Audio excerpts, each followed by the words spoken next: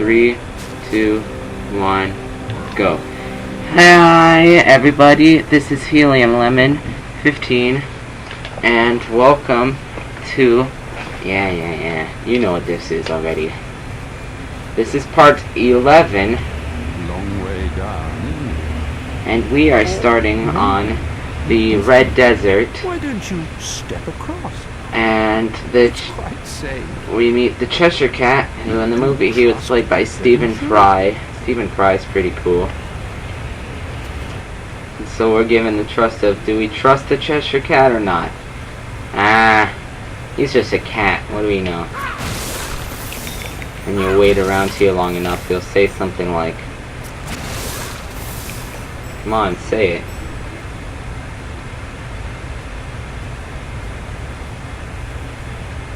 Now, you're being rather silly. Just step over. So, yeah, it's kind of like Indiana Jones in that one movie. See? But see, there actually was a platform there. Oh, I can't use the camera. Fine. Like, it's funny that it shows like a professional film camera, and it's like you can't use that.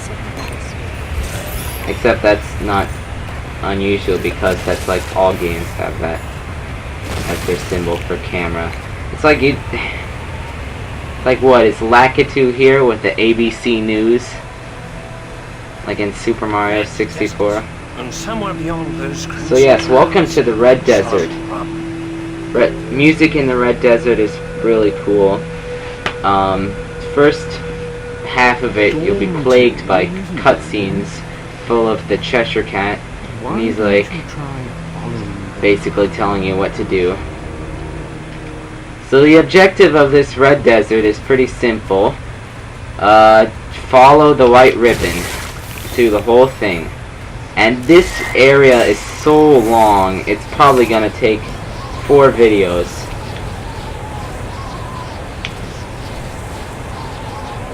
Oh, it says you can see Salazar Grump from here, which means you're probably too close. Yeah, there it is. There's the castle, and all it's right there. You can barely see it.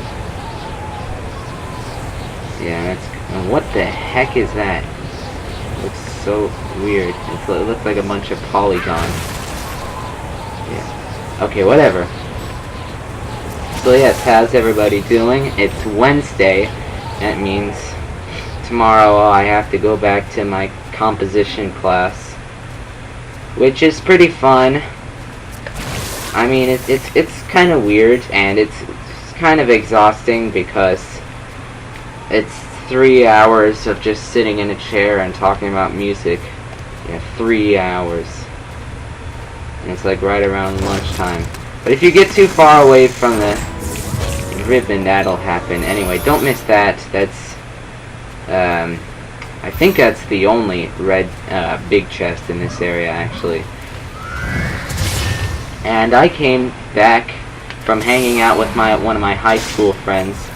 We were hanging out in Chinatown a little, from about 1 to 4. Just talking about video games, eating sushi, going into little shops, having old ladies just threaten us that they're gonna chop our fingers off. But that's another story. I don't know, I just feel like talking to you guys a little. Plus, you know, it's a new day, it's a good day.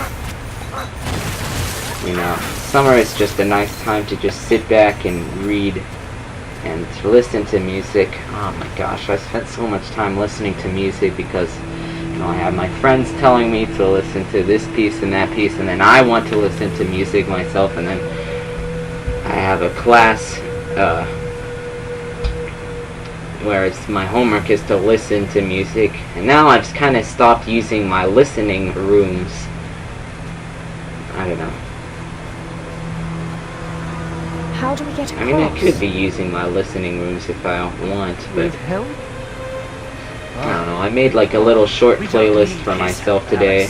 Those 10 tracks. Well, I actually made it for a friend, but then I listened to it myself. He has a history of And it was actually a really cool playlist. I enjoyed it a lot. It was like 10 videos. Most of them could be found on YouTube except like one.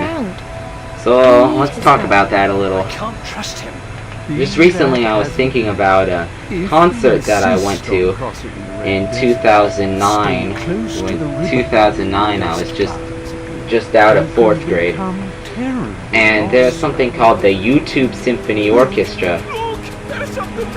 And it was a symphony orchestra made up of a bunch of people who auditioned from YouTube, and they all came to Carnegie Hall to play together. It was a really cool concert. I can offer limited assistance in digging them out. Yeah, good music, good musicians. Michael Tilson Thomas, gosh, I love Michael Tilson Thomas. I'm a little bit nerdy about Michael Tilson Thomas. Man, he used to have this really good show on called Keeping Score. It's been a long time since I watched that show.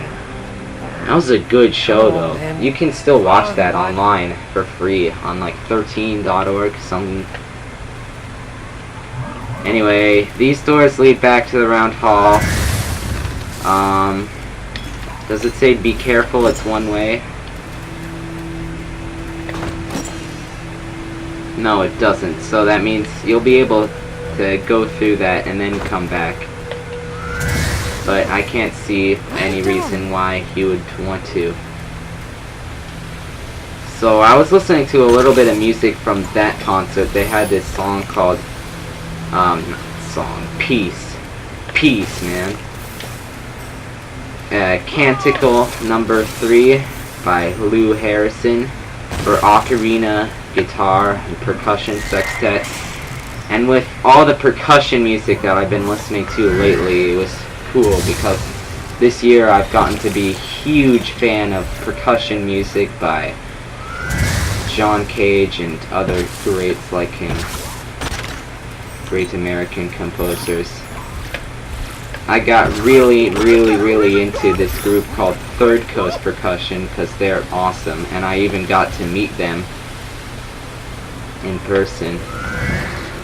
So meet the next animal. This is a, oh gosh, if I could see properly, these are the lizard badgers, and they're part lizard, part badger. So I guess it's kind of like the Tiguan, the Volkswagen Tiguan. Man, that commercial is dumb. It's like part tiger, part iguana. Well, this actually is a lot cooler. It's part badger, part lizard. It's kind of inspired by the toads from Through the Looking Glass, from the poem called Jabberwocky, which were described as half badger, I think half lizard, with a nose in the shape of a corkscrew. So, you know, very interesting creatures. Lewis Carroll was the father of making up imaginary creatures, maybe, I don't know, I'm just speculating. You know, I'm putting speckles on my face, it's called speculating. Dramatic cutscene. Oh no! Yeah, whatever. Through that cutscene, I was worrying if I had missed something. Because this is a huge area and it's not very easy to navigate at all. So this is one area that you do not, I repeat, do not want to miss a single chest. I missed like one chest in this area one of the last couple of times that I played this game, and it was really disappointing. I mean, it's okay. I mean, if you have a lot of patience with games like I'm developing, like I kind of have to develop because of Twilight Princess, that's a game that takes some patience. Oh, good grief. So yeah, I was talking about this playlist of music that I was listening to, right? I've always wondered what this was. Maybe it's like, I don't know. I always thought it looked kind of funny. Maybe it's supposed to be like Humpty Dumpty or somebody.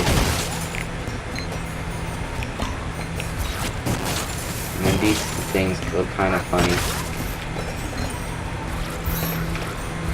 I don't know how exactly I discovered them. I know my dad is a big fan of Chick Corea. He introduced me to Weather Report, but yeah, I have become a huge fan of jazz fusion bands like Return to Forever, Weather Report, Mahavishnu Orchestra. Shoot, I'm going the wrong way. I'm really confused. Oh, okay. I love all the chairs and books that were lying out here. And then you have to lift up the rock to uncover the rest of the ribbon. That's cool. Oh, easiest chess piece in the game right here. Well, besides the first one, I guess. Ugh, my neck. And you know, if you're gonna get into jazz fusion, a song that I definitely recommend that you listen to is a song called School Days, which was the one that I was listening to today. That's such a good song. Darn it.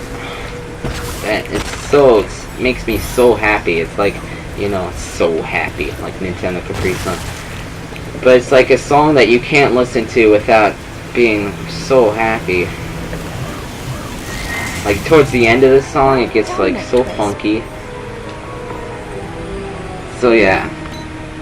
I was also listening to some music from Animusic. I really love Animusic, and if you haven't heard of Animusic, you should check that out. It's computer animated music, and it's just the coolest music, like all different styles of music too.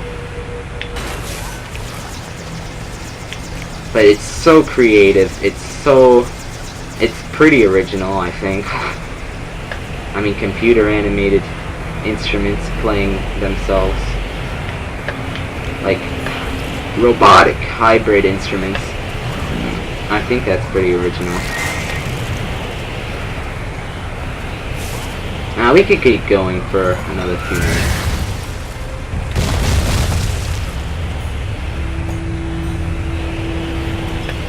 Hey, I wonder how to get that. First time I played this game, I had no idea how to get that king chess piece up there.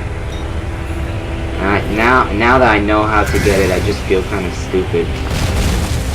All you have to do is that. You know, because all I ever... What was I talking about?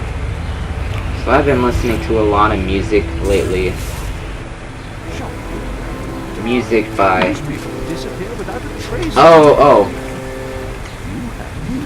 because of the soundtrack of Braid. I don't know how I found out about Braid. Probably through, like, John Tron or something. I don't remember. But I started listening to the soundtrack of Braid. And Braid has such a really cool soundtrack. And one of the artists was, on the soundtrack was a harpist by the name of Cheryl Ann Fulton.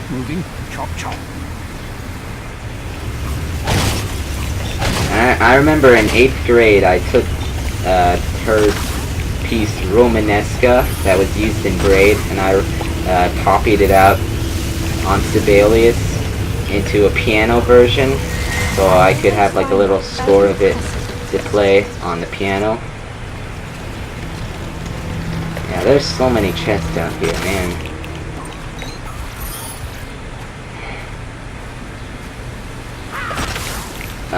Yeah.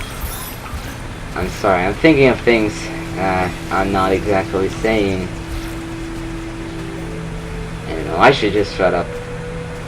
But, yeah, Cheryl Ann Fulton, her music is so good. You made that look easy. So cool. I was listening to a little bit of the soundtrack of Majora's Mask.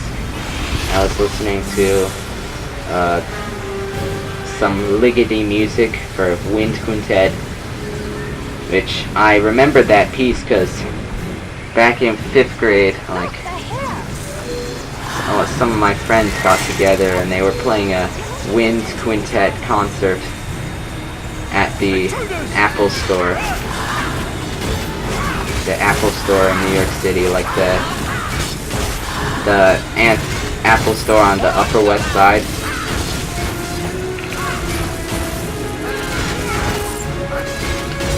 Man, I've been to that Apple Store so many times.